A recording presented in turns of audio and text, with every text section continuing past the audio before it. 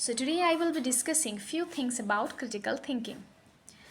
Critical thinking is basically is the core of scientific thinking or reasoning or logic. So critical thinking is a systematic procedural way to reach conclusion, or you can say to make decision and do appropriate action. How can one build the skill of critical thinking?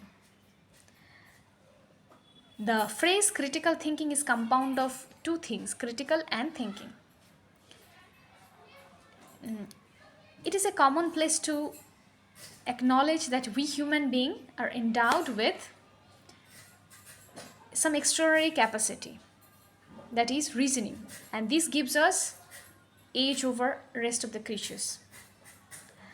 So the ability to think critically yields extraordinary result in our day-to-day life. Rather, you may say in every aspect of life, it makes a sea change. If we develop the skill of thinking critically, we can see certain things that other cannot see, and that will make our life better. So critical here entails scientific process. Okay, so thinking, what is thinking? I have already discussed in one of my videos entitled Why Should We Read J. Krishnamurti? J. Krishnamurti, his understanding of thinking capacity has been wonderfully narrated in the book Freedom from the Known. If you go through the book, you will find. Actually, he's not giving any sort of theory or concepts. He whatever he is telling out of his deep observation and subtle observation. So, thinking is basically rooted in language, human memory, and language. Human language is extremely evolved and complex, and our memory is nothing but the sensory experiences that is conceptualized and stored in our memory. Okay, so now thinking is the ground of all sorts of activities that we perform in our regular life. Whatever we do is based upon thinking. So critical thinking enable us to see the thing as it is, to see the thing rightly, okay, without distortion, without biasness.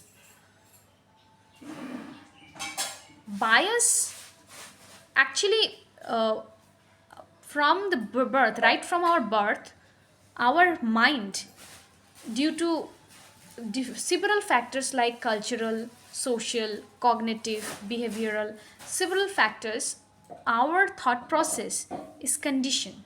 And this conditioning, everyone is not, I mean, we all are under certain condition. Nobody can claim that I am devoid of conditioning. So, as a result of conditioning, we have also harbored certain biases in our mind. Biases can be also of different sorts that I mentioned now only. So, biases and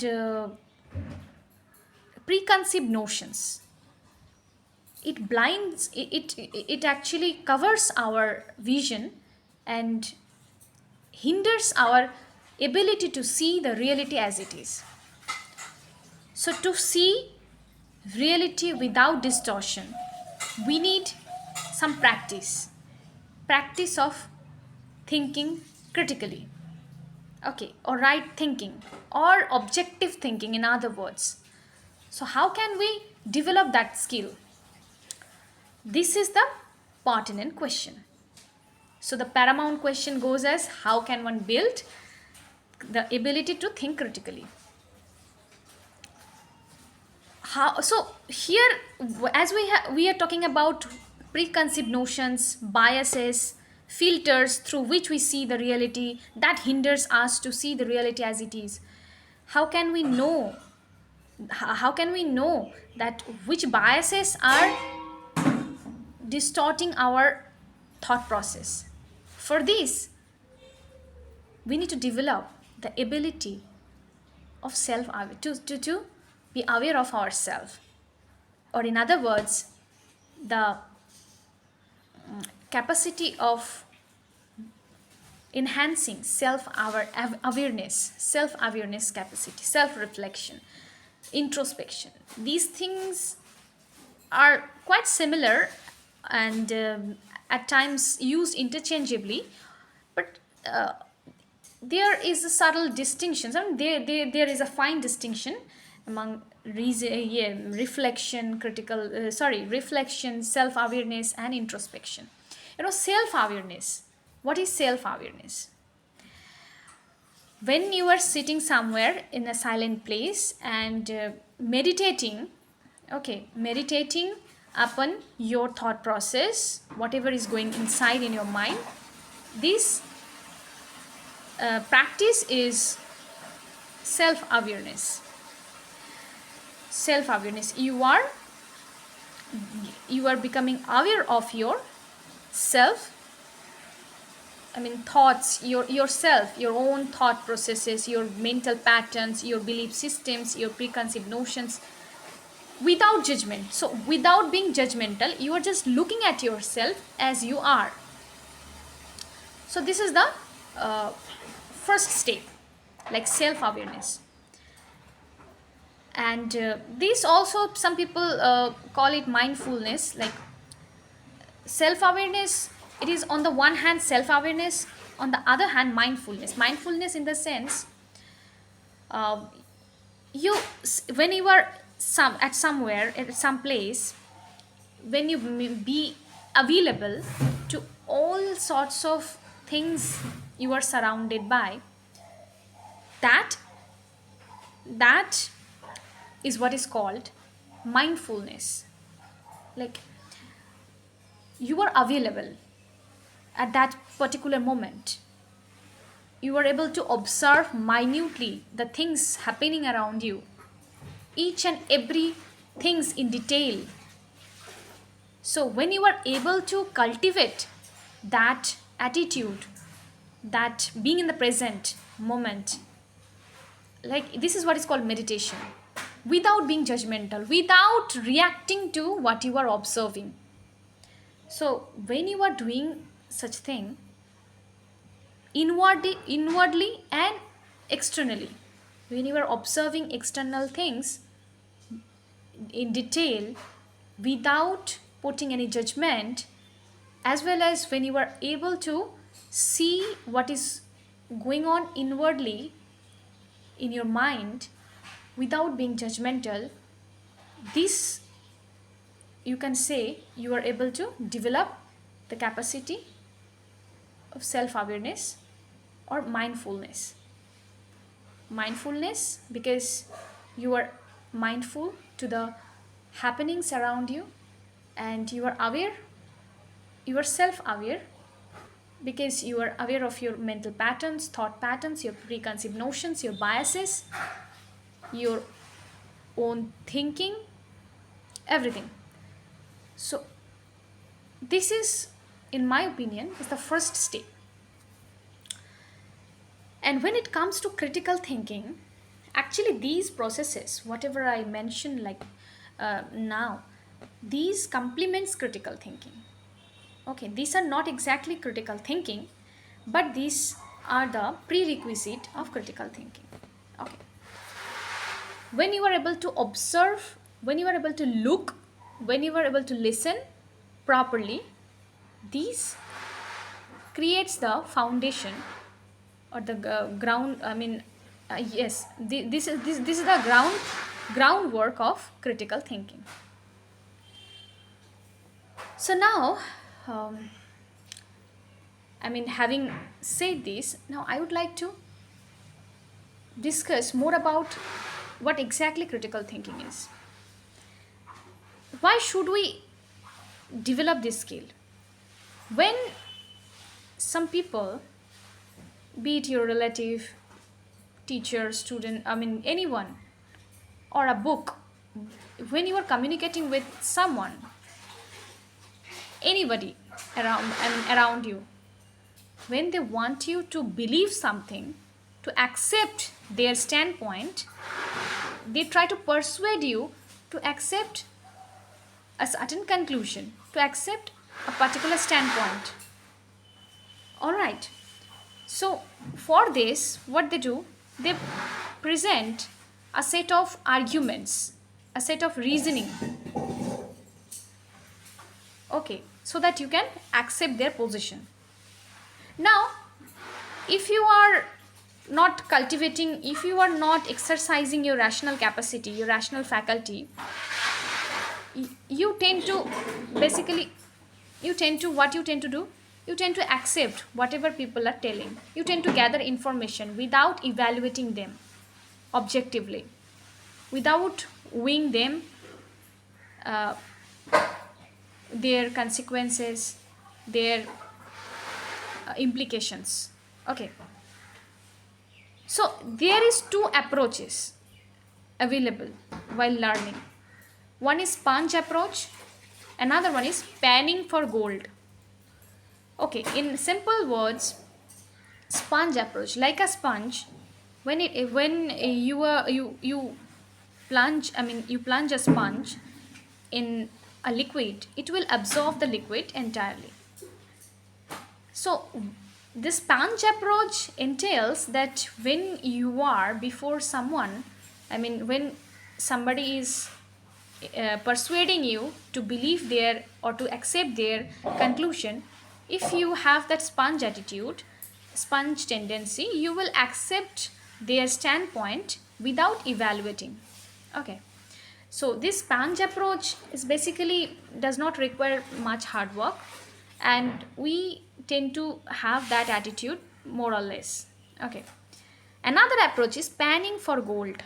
Panning for gold, that means you might have seen in Discovery Channel that there is a pan and people taking I mean they are searching for gold in a pan by shaking it, okay, thoroughly, moving the sands from the river bank. Okay, I mean they are looking for yeah, gold particles in the sand by shaking the pan thoroughly, repeatedly. All right. So panning for gold approach. Which approach should we adopt? Panning for gold approach. If you look at the approach, it is seeking for gold. Okay, by neglecting, by separating non-gold. So this approach enables us to see, to evaluate the argument presented before us that wants us to believe something. Okay, so how do we evaluate that thing? So evaluating argument is a big process. It's a very complicated and it demands hard work, mental labor. You first have to admit this point.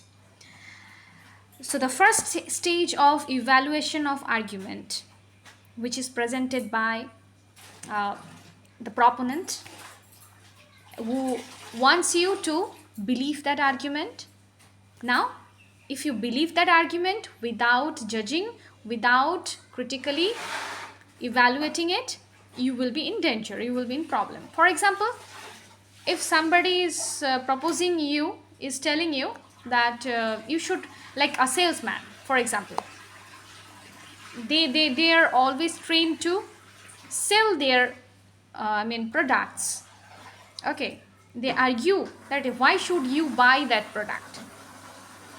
They present a set of reasons, before you why to buy certain product. Okay, so now if you are not capable enough to evaluate his argument, you may fall in the trap of his arguments. Okay, and you will buy that product, and later on you might regret that you have done a mistake. So to avoid this sort of problems, this sort of troubles in your life, and in every aspect of your life, if you are capable enough of critically uh, filtering, evaluating others' argument, others' position, you will be able to discern what is right, what is wrong, what is real, what is unreal. You will be very capable of separating uh, reality from illusion. So the first step is to identify the issue under discussion. So uh, imagine you are in a discussion, maybe you are in a shop, in a market, they want you to admit, they want you to buy some product, and for this they are presenting a set of arguments. Okay, so in that case you have to locate the issue first. Locating the issue in question, this is the first step, that what is the issue you are concerned about. Okay, so locating the issue is the first step, and the second step is the conclusion. A party is persuading you to admit his conclusion. So what is his conclusion? You have to spot the conclusion. So to spot the conclusion, what is required? You need to have that listening skill. You are perfectly able to listen what he is exactly speaking about. Having identified the issue, now you have to discern the conclusion. Okay, then comes the reasoning part. You have to understand the supporting reasons that the party before you presenting. Okay, the party who is presenting the conclusion, as well as what are the reasons he is advocating in support, in favor of the conclusion. You have to mark those reasons individually. So you know in that case, having done so, now you have done the most fundamental thing, identifying the issue. Next, identifying the conclusion, and then you have discerned the reasons in favor of the conclusion. Now comes the second method, the second step, that is evaluation of the reason and conclusion. How to do this? So you need to make sure that the reason and the conclusion under discussion, the reason and the conclusion must not contain ambiguity. All the words or phrases the reason and the conclusion contain must be clear and distinct. They should have no ambiguity. So, political parties in the demagogue, like when they are in a like when they are preaching about their parties and asking people to cast vote in favor of their party, they tend to use abstract terms and emotionally charged words, and people get emotionally influenced. So as to avoid this sort of problems, okay, so what we need to do, we need to locate ambiguous and abstract terms and also emotionally charged words that influence us negatively, okay, that try to influence us to accept their conclusion irrationally. Okay, so first locate the ambiguous terms. I will make a separate video on how to locate ambiguity in reasoning and in the reasoning process. Okay, there is a systematic method. So in simple words, I would like to say, abstract, when you will be encountering abstract words, be aware, be alert that the abstract term means ambiguity. So try to ask question, what do you mean by that? When you start asking question to the proponent, you are proceeding further on the path towards critical thinking. So you need to inculcate the tendency to ask questions. What do you mean by that? What do you mean by such and such phrase? What do you mean by by this particular sentence? So this implies that you are showing regard towards the arguments that is presented by the proponent. Okay. So now, having identified the ambiguities, now you have to find out another thing, that is assumption. What are the underlying assumption on the basis of which the reasons are supporting the conclusion? Sometimes reason is not enough to support the conclusion. There is some invisible glue underlying those reasoning that need to be located so as to understand the supporting assumptions. So I have so far discussed 3 steps. Number 1, identifying the issues, conclusions and supporting reasons of an argument. Number 2 is locating the Number 2 is spotting ambiguous terms in reason and conclusion. And number 3 is to discover the underlying assumptions of a particular argument. Actually, these 3 points require elaborate discussion, and that I would like to continue in my next video. For now, I would like to sum up today's discussion this way, that critical thinking is very effective in our practical life to make proper decision and for doing appropriate action. So otherwise we may fall in trouble. So to avoid some difficulties and to make our life better, we human being, it's our practical necessity to develop critical thinking skill. And for this, since it is our ongoing process, it requires deliberate intention, okay, and regular practice. So this is a scientific method, and this involves a proper scientific procedures. By following and cultivating those things on regular basis, you will be able to see reality as it is, without distortion, without bias.